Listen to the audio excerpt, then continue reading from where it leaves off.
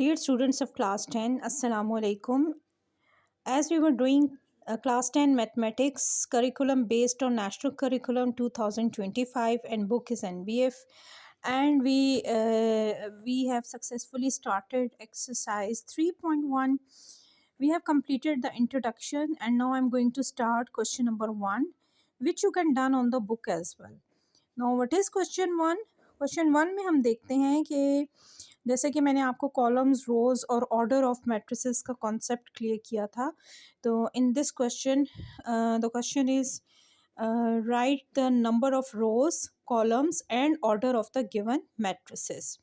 तो इस क्वेश्चन में ये कहा गया है कि आपने नंबर ऑफ रोज मेंशन करनी है, नंबर ऑफ कॉलम्स मेंशन करने हैं और इन मैट्रिसेस का ऑर्डर भी मेंशन करना है. तो इसका ए पार्ट अगर आप देखें, इन ए पार्ट क्वेश्चन इज 1 + 2 4 + 5.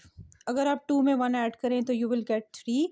अगर आप 5 में 4 ऐड करें तो यू विल गेट 9. तो आप उसको इधर ही लिख सकते हैं 2 + 1 = 3. तो ये मैट्रिक्स बेसिकली आप देखें इसके अंदर अब ये आप इसकी बार्स ड्रॉ करें तो एक ही लाइन है, यानी इसकी एक रो नज़र आ रही है और 2 कॉलम्स नज़र आ रहे हैं.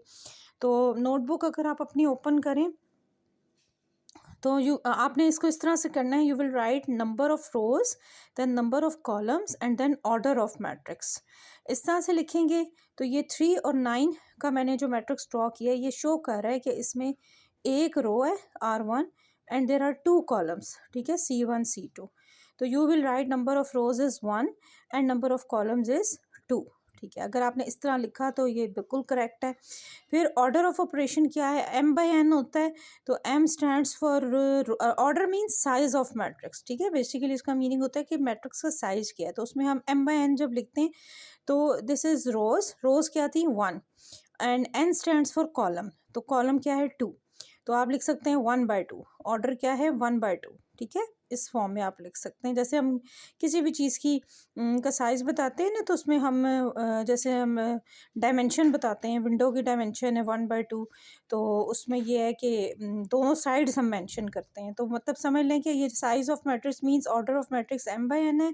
तो M stands for rows and N stands for columns. तो हम लिखेंगे 1/2. Now come on the second part. Second part है जी आपका A + S then 0 and D + S. ठीक है, तो इसमें जो कि लेटर्स यूज़ हुए हैं तो इनको हम सॉल्व नहीं कर सकते. ठीक है, तो इस मैट्रिक्स को आपने इसी तरह एज इट इज़ लें तो इसकी देखिए 2 रोज़ नज़र आ रही हैं और 2 कॉलम्स नज़र आ रहे हैं. उसका जो ऑर्डर है वो सेम होगा. तो यहाँ आप अपनी नोटबुक पे इसको अगर आप राइट करेंगे A + S 0 D + S. तो इससे पता चल रहा है कि नंबर ऑफ़ रोज़ 2 हैं, नंबर ऑफ़ कॉलम्स भी 2 हैं. ठीक है, यहाँ पे आप ऐसे कर सकते हैं, सेम है. नंबर ऑफ़ कॉलम्स भी 2 हैं और ऑर्डर ऑफ मैट्रिक्स क्या है 2/2. क्योंकि M/N होता है तो 2 रोज़ 2 कॉलम सेम है. तो इसलिए मैंने जनरल फार्मूला नहीं डायरेक्ट आंसर लिख दिया है. और क्या कहते हैं, उसके बाद आप क्वेश्चन नंबर इसका जो C पार्ट है वो स्टार्ट करेंगे. In C part there is a fraction 5/7. ठीक है, एक फ्रैक्शन है. ठीक है, तो इससे पता चल रहा है कि इसकी एक ही रो है क्योंकि एक ही फ्रैक्शन है. नंबर या फ्रैक्शन या होल नंबर हो या फ्रैक्शन हो, इट्स द सेम थिंग. तो रो भी 1 है और इसका कॉलम भी 1 है. ठीक है, क्योंकि एक ही फ्रैक्शन है. तो ऑर्डर M/N होता है तो इट मीन्स 1 रो है 1 कॉलम है तो 1/1 हो गया. ठीक है, अगर आप इस तरह लिखते हैं तो इट इज़ करेक्ट. ठीक है, तो ये भी क्वेश्चन टर्न हो गया. उसके बाद आ जाएं आप जनाब डी पार्ट पे. D part is 4 + 2 × 1 + 5. ठीक है, अब ये एक मैथ्स का ऑपरेशन लिखा हुआ है जिसमें प्लस मल्टीप्लाई और प्लस का साइन है और एक ही लाइन में. तो हम इसको पहले सॉल्व करेंगे. ठीक है, जब आप सॉल्व करोगे तो 4 + 2 इज़ 4 + 2 1 × 2. पहले आप मल्टीप्लाई करते हैं ना डी मैथ्स रूल के अकॉर्डिंग. तो 2 × 1 इज़ 2 और बाकी प्लस के साइन है. तो 4 + 2 + 5 क्या हो जाएगा 5 और 2 7 और 7 और 3 10 और 1 11. तो इट मीन्स के मैट्रिक्स में एक वैल्यू है 11. पहले हमने इसको सॉल्व कर लिया. ठीक है, उसके बाद जाहिर है ये एक ही नंबर है, होल नंबर है. तो शो कर रहा है कि रो भी 1 है और कॉलम भी 1 है क्योंकि रो इस तरह से होती है और कॉलम इस तरह से होता है. तो हॉरिजॉन्टली देखें तो रो 1 है और वर्टिकली देखें तो कॉलम भी 1 है. तो ऑर्डर क्या हुआ 1/1. M/N होता है तो हम 1/1 लिखेंगे. So this is our answer. तो ये अगर आपने इस तरह किया है तो ये बिल्कुल करेक्ट है. उसके बाद आप आ जाएं, ये इसका था डी पार्ट. डी पार्ट के बाद क्वेश्चन 1 के ऑल पार्ट्स फिनिश हो गए, जो कि मैंने आपसे कहा था कि आप लोग बुक के ऊपर भी सॉल्व कर सकते हैं। और क्वेश्चन 2 जो है, क्वेश्चन 2 में आप आ जाए, check whether the following pair of matrices are equal और नॉट। मतलब वो कह रही है जितने मैट्रिसेस हैं क्या ये इक्वल है। जैसे ए पार्ट में 2 मैट्रिक्स हैं, इसी तरह बी पार्ट में भी 2 मैट्रिक्स हैं, सी में भी 2 हैं, डी में भी 2 हैं, ठीक है। तो एक ये है और एक ये है लास्ट वाला, ठीक है। ये थोड़े बड़े मैट्रिक्स हैं, आपने इनको कंपेयर करना है क्या ये इक्वल है कि नहीं है। अब इक्वल के लिए मैंने जो आपको 2 कंडीशंस बताई थी कि इक्वल के लिए क्या कंडीशंस होती हैं, एक तो ये कि उन 2 मैट्रिसेस का ऑर्डर शुड बी सेम, उनका ऑर्डर सेम होना चाहिए। दूसरा ये कि उनके corresponding entries should be same, ठीक है। This is not by, this is B. तो उनकी जो कॉरस्पॉन्डिंग एंट्रीज हैं या वैल्यूज़ हैं या नंबर्स हैं वो भी सेम होने चाहिए, ठीक है। ऑर्डर जो है अगर आपका 2 by 2 है फर्स्ट ए पार्ट का, ठीक है, तो इट मीन्स कि वो फर्स्ट कंडीशन उसकी पूरी हो गई। अब यहाँ से हम चेक करते हैं। देखिए फर्स्ट मैट्रिक्स के उन्होंने 2 का कंपैरिजन दिया हुआ है, तो पहले में है 1 0 और 0 1, दूसरे में है 25 अंडर रूट माइनस 25 अंडर, तो ये एक दूसरे से डेफिनेटली कैंसिल आउट होंगे, तो आपके पास 0 ही आ जाएगा, ठीक है। यहाँ पर आपका है 25 अंडर द रूट ओवर 5, 25 का आप अंडर रूट लेंगे तो यू विल गेट 5, और 5/5 एक दूसरे से कैंसिल आउट हो जाएंगे तो यू विल गेट 1। यहाँ पर आप का है 16 परफेक्ट नंबर है, और परफेक्ट स्क्वायर रूट है 4 टाइम्स 16 होता है, तो जब इसका स्क्वायर रूट हटेगा वी विल गेट 4/4, वो भी कैंसिल आउट हो जाएगा तो we will get 1।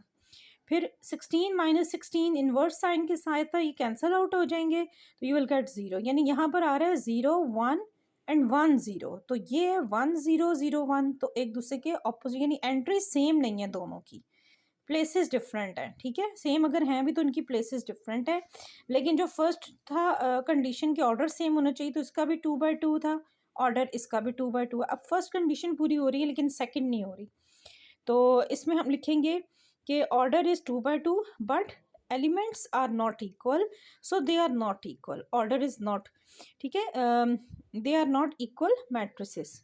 Elements we will not write element, elements, तो एलिमेंट्स जो हैं डिफरेंट हैं, ऑर्डर सेम है, तो एक कंडीशन पूरी हो रही है दूसरी नहीं हो रही, तो हम कह सकते हैं कि ये इक्वल मैट्रिक्स नहीं है।